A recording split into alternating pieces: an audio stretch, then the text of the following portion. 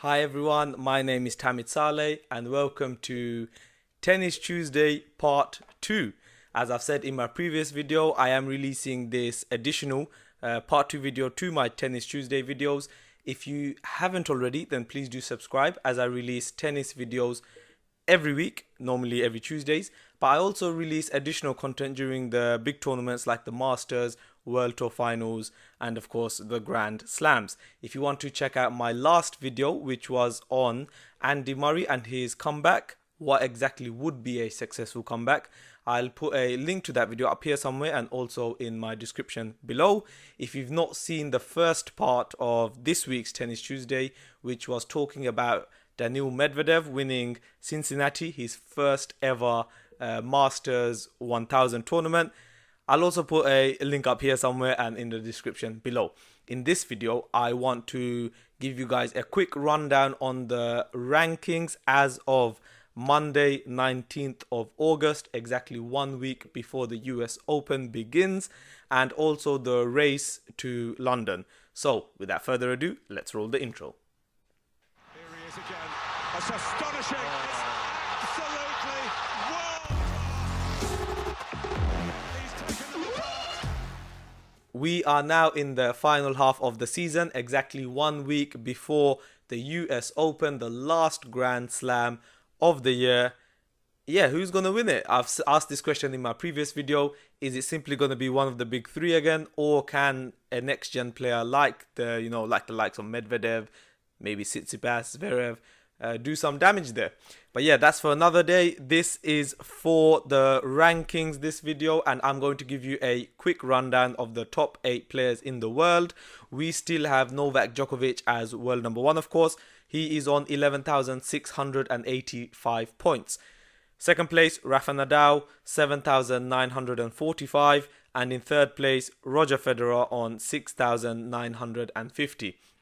In fourth place, it's Dominic Thiem with 4,925.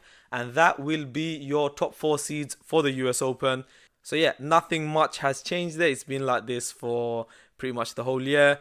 Novak Djokovic is still running strong in his bid to become the player with the most weeks at world number 1. Roger Federer has 310 weeks, of course. Djokovic is about 50 weeks, slightly less than that behind him now. So he needs to hold it basically until the beginning of Wimbledon 2020. So this year's Wimbledon results will count towards that 12-month that 12-month period. And yeah, he's going strong in terms of the rankings. He's got a healthy, about 3,500 point lead to Rafa. Rafa's got the wedding, of course. And historically, this part of the season is very good for Novak. He is normally stronger than Rafa, due to injuries and so on that normally happen to Rafa at this time of the year. Hopefully this will not be the case and we will have a gripping end to the year. It's also crucial to remember that Rafa being ranked 2 will of course be seeded 2 in the US Open, and the benefit to that, I've said it many times, is the third seed, so Federer, will have to beat both of the other big 3 members to win the Grand Slam. That's given that, that's of course if they reach the later round, so he'll have to beat both of them, whereas Djokovic and Nadal, they'll have a 50-50 chance of whether they get Federer or Thiem in their half of the draw. Rolling down quickly, in 5th place in the ranking is Daniil Medvedev. It's his career high. He's on 4,125. And then 6th and 7th is Zverev and Nishikori, both on 4,005. And Tsitsipas rounds it off the top 8 on 3,455. Now these last 3 players I mentioned, a little bit disappointing how they performed in Cincinnati and Montreal. I was expecting bigger and better things, really. Yeah, let's see how they do. They're going to get plenty of rest time now leading up to the US Open. So let's see how they do. For me personally, if it's not going to be the big 3 winning the US Open, I believe Daniil Medvedev is the guy. Once again, check out my video on that. It's part 1 of this 2-part Tennis Tuesday special, really. Let's go on to the race now. And one thing I realized from the comment section is that a lot of people are saying that the race isn't important, it's the ranking that matters. look, yes, of course, the ranking is the main thing. However, the race becomes the ranking at the end of the year. I don't know if many of you guys are aware of this, but as you know, the calendar year, it will reset itself. Well, I say reset, the race resets, but then the points accumulated will then go on to next year. So, of course, if Rafa is first in the race, no matter how many thousands of points Novak is ahead of the ranking, this will become the rankings at the beginning of next year. So it's still very important. Rafa leads the race. It was crucial for him to win Cincinnati. So yeah, he's on 7,225. Djokovic is in second place, not far behind on 7,085. Djokovic, had he beaten Medvedev in that semi-final in Cincinnati, he would have taken that first spot lead. However, at this point, or at this stage, with such a close gap between them, it's really nothing. It's who performs better in the US Open and then the Shanghai, Paris World Tour Finals following that. Federer, once again, caps off the top three. He is third on 5,150. Roger Federer also has now qualified for the World Tour Finals. As you know, that is a tournament that takes place between the top 8 players in the world. The cutoff now lies at 5,145 points to make it. Of course, that decreases as the year goes on. But yeah, the top 3, Nadal, Djokovic, Federer, have all guaranteed that they will play in the World Tour Finals, barring injuries, of course, as they have qualified it through the rankings in this calendar race. Nothing really changes after that. I mean, it's Thiem and Medvedev, 4th and 5th. And then we've got Tsitsipas in 6th place.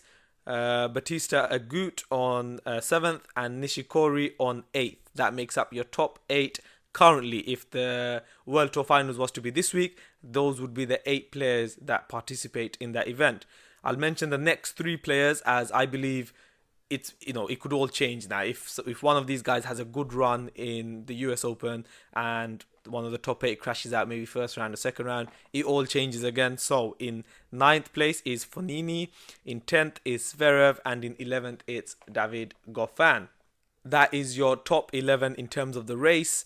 The questions I will ask here is, please do leave a comment below on who you think is going to finish in the top 8. Who is going to qualify for the London World Tour Finals? Is it going to remain the same, or are we going to have a few more changes before the end of the season? We could, of course, have, there's players like Kachanov and maybe even young Felix. They could have, a good run at the US Open, maybe even a quarterfinal or something, and then they're fully into this debate as well. In terms of the world number 1, in terms of the race, it's of course Rafa right now. Personally, I believe Djokovic will overtake Rafa at the US Open. I just believe Novak will go further. And even if it's not at the US Open, looking at the tournaments, it's all hard courts. It's, Paris, Shanghai. There's, of course, Beijing, Basel, if they play it. There's the World Tour Finals, all on hard courts. And, of course, as you know, hard courts is where Djokovic is strongest. Please do leave a comment below on what you think in terms of the rankings and the race. As you know, I reply to most, if not all of your comments. I do appreciate them. If you found this video informative or you enjoyed it, then please do smash a thumbs up and also subscribe to the channel for future content like this. Thank you very much. Game, set, and match. Game, set, and match.